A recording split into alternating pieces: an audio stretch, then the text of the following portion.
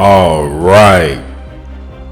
Good morning. This is DFW Sports Cast, and it's your host, Chris King II. Thank you, listeners. Thank you for coming in today and listening to the DFW Sports Cast, and we would like to give you guys a special appreciation. Yes. Because if it wasn't for you as a listener, this would not work. All right, you guys. I wanted to give a little bit of a insight on the Dallas Mavs. It's been a while since I've talked about them. Preseason is already underway. If I'm not mistaken, tonight they're going to be taking on the Las Vegas. They're going to be taking on the Los Angeles Lakers in Las Vegas tonight, as we're recording this on Wednesday morning before the game tonight. I have a lot of things to say in regards to Cooper Flag and the state of the Mavs team right now. When you look at everything that's transpired since the Lucas trade and getting AD back, Kyrie injury, and some of the moves that was made this offseason, the team looks like it's in good standing right now. Even with Kyrie out with injury, I love the way they're playing in the preseason. I'm seeing a lot of two-way action between Anthony Davis and Cooper Flag that will keep you in a lot of games. You know, they look very competitive. I mean, Cooper Flag can do it all. He can defend. I mean, he can play make. He can shoot. He can pass. I mean, he's given us everything that we missed when Luka left the building. So I'm not comparing him to Luka at all. I'm just saying that he's a very talented player, and he's doing it at 6'9", 6'10", however tall he is. I mean, and we're looking at Anthony Davis. A lot of people are complaining about the position he's playing. You know, hey, he should be playing the 5. But, hey, we have 2 centers, man. I mean, he's not going to play the 5 the whole game. He's not going to start at the 5. He is going to be our power forward, and Mavs fans have to be, understanding of that. He is our 4-man, and there's going to be lineups where he does play the 5. But if you look at the history of Anthony Davis, he's always been a 4-man. Unless he had to go to LA and they stopped investing in getting centers to support him, then he was pushed towards the 5. When he played the 5, that's when you start seeing the injury-prone Anthony Davis, or the nickname they call him, street clothes. Okay? So if you don't want to see him playing the 5, the 4 is where it's at. Because if he plays the 5, bank on him breaking down, and a lot of people are going to be upset and say, hey, we have this injury-prone player who can't stay healthy because he's playing the 5. And I'm going to tell you one thing. When we got him last year, the reason why he was injured is because of playing the 5 in LA. We traded for him in the middle of the season, and he was already broken down. And the guy was averaging 25, 7, and 5 or something like that, or 6. I mean, he was almost averaging a 25 plus point triple-double, almost. Those are the numbers he was putting up in LA. And then he gets here, and he's like averaging like 26 and 12 and 5 or something like that. I don't know. I forgot his stats last year. But it was insane, the numbers that he was putting up. No, seriously, it was out of control. And so just a little bit of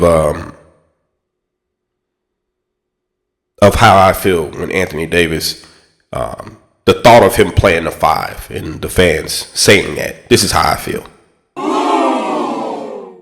Yeah. So whenever you guys bring up Anthony Davis playing the 5, this is how I feel. Stop bringing it up. It's not going to happen. Okay?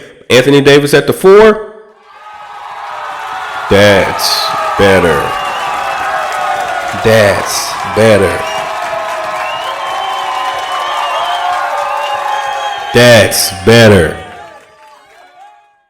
The cheers are more louder than the boos right now. All right. So at the end of the day, I want Anthony Davis playing the 4. I want Derek Lively playing the 5.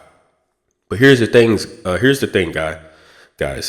When you have Anthony Davis playing the 4 and you allow Lively to come in and give him a rest at the 5, whether that's starting the game off and then Lively coming out and sitting down, and then you have spells where he has Gafford out there and he plays spot minutes, like maybe in critical moments in the game where we need his versatility at the 5. That's where it becomes a key factor for him. But allowing him to start the game at the 5, and that's his pivotal position, he's going to get beat up by other centers who are a little bit more physical than him, and it's going to take a beating on his body. So let's scratch that idea. You know, another thing that just happened yesterday on Tuesday, as I'm recording this Tuesday night, Jason Kidd got extended for a few more years. He got a multi-year deal to stay with the Mavericks, and I mean, that was the plan. You know, the Knicks were trying to pry him away from the Mavs and thought he was going to leave. And of course, Nico Harrison and company, the Mavs, they did not give them permission to interview him. And they said that they were going to extend him, and they did it right before the season started. So now you don't have to worry about the longevity of your coach. Jason Kidd, who you say what you want to say about him, he's done an amazing job with everything that he's had to deal with, from the highs and the lows of this team, you know, coming here as the head coach and not having some of the personnel that he's needed to move forward.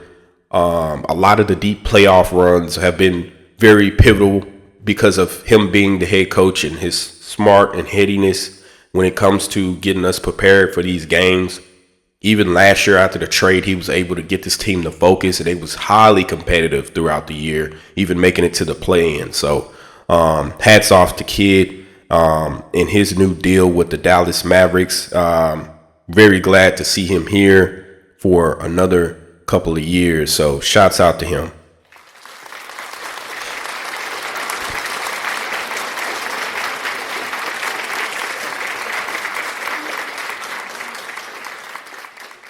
All right, so the other person that I want to talk about, let's get a drum roll here.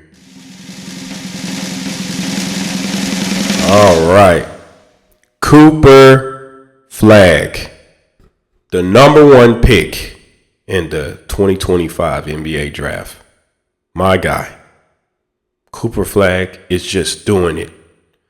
Mind you, this is preseason. These guys are not playing 30 minutes a game. You know, I think he played 21 minutes the other night against the Jazz. But this guy had 11 points and 7 rebounds. I mean, this guy is on the glass. He's hustling for loose balls. He's assisting. He's shooting. He's ball handling. He started at point guard. We have a 6'9", 6'10" point guard. We have a 6'9", 6'10" point guard. Okay? And he's out there doing everything. You hear me? He's out there doing everything. All the nonsense, all the doubt, all of the question marks have been silenced. Okay? So let's stop the questions about Cooper Flag. Okay? All right? He can do it all. He's very confident. He plays with a lot of energy. He has a lot of high motor. You can see him getting the ball, blocking shots off the glass, dunking the ball, screaming, yelling. You know, he's just already in regular season form. And that's what I want to see out of a guy that we need so badly, because we were missing that last year after Luka left. We need that guy. And he, unfortunately, you know, I'm not going to say we need him to perform at the highest level starting out the gate, but it would be nice to get someone in who is ready to go and that can perform at the highest of high level so we can make a move towards the goal. and that's trying to get to a championship. I know we don't have Kyrie right now, but without Kyrie, Cooper Flag is your guy in that backcourt. Yes, we got D'Angelo Russell, and he's going to be there, but Flag is going to have that ball in his hands. He's going to be setting up players like Anthony Davis. I looked at an interview the other day. I believe it was either after the preseason game on Saturday, if not the game before that. But he was basically, as a rookie, stating, hey, I got to do a better job of setting up my guy AD. I'm like, wait a minute. This rookie is coming out here. I mean, this is a wing player. We don't really, like, primarily, we don't need you to try to be this point guard and have that mentality. But that is his mentality already at 18 years old. He knows that AD has to get going. We got to get him moving. And the fact that we got these two-way, just lanky, tall, 6'11", 7 foot, 6'10", 6'9", two-way players out there that's able to handle the ball and bring the big men out of the paint. Like, literally, him being the point guard is a mismatch. What guard or what wing player is going to be able to guard Anthony Davis and Cooper Flag? I'm waiting. It's not many. And if you are a good wing player, good luck. Okay? Because I'm taking AD and I'm taking Cooper Flag every time. And it's showing. Isolation ball. You know, it's going to give looks for other players. Like, I can't wait. You know, Klay Thompson, the shot has been inconsistent for the preseason. So I hope that he's able to warm up. But if he's able to keep getting looks like he's getting in these preseason games, hey, count it. Count it. That's all I'm going to say. Count it.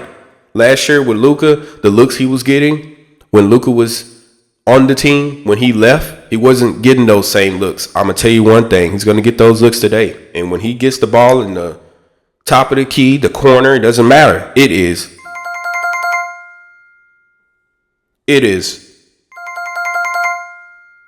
from the three.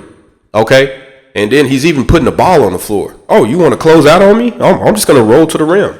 He's getting N1s. He's putting the ball on the floor. He looks like vintage Klay. I mean, not as quick, of course, with all the injuries and his age now. We can't expect him to just be running the floor like he did in his Splash Brother days with Steph Curry. But nevertheless to say, hey, that's what's going on, okay? And then we have a bench unit who's coming in hungry. We got guys that could probably start on other teams, okay? Not probably, they can. We got Max Christie coming out the bench in our second unit. We got PJ Washington, who can sometimes spot start. I mean, that's why you signed him. He could come in and maybe run the three, you know, or the four or whatnot in certain lineups as a starting guy. If somebody goes down and he's out there and he's another two-way guy who can bring the ball up, who can rebound, who can score, who can pass, who can shoot. He does it all. And then you have another Swiss Army knife. The guy himself, Najee Marshall. Let's talk about Najee. The guy has picked up where he left off last year. I mean, literally went ballistic after Luka went down with injury. And then also when Luka was traded, Najee became a Swiss Army knife for us to the 10th power. I mean, he was doing everything.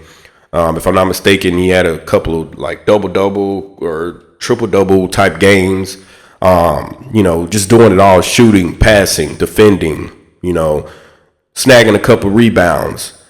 He's doing it all, man. And it is getting real scary when PJ Washington, Max Christie, and Najee Marshall gets on that basketball court. I'm talking about real scary. I mean, spooky. I mean, it's only fitting for the month of October. It's getting real spooky in October. I will tell you that. But yes, I feel that this team can be a top 4 team just by the talent they have alone. there's going to be teams who they're not going to be able to match up well with the Mavs like they are today. Right now, even without Kyrie being active, still rehabbing with injury, you have a 6'5", 6'6" D'Angelo Russell at point guard.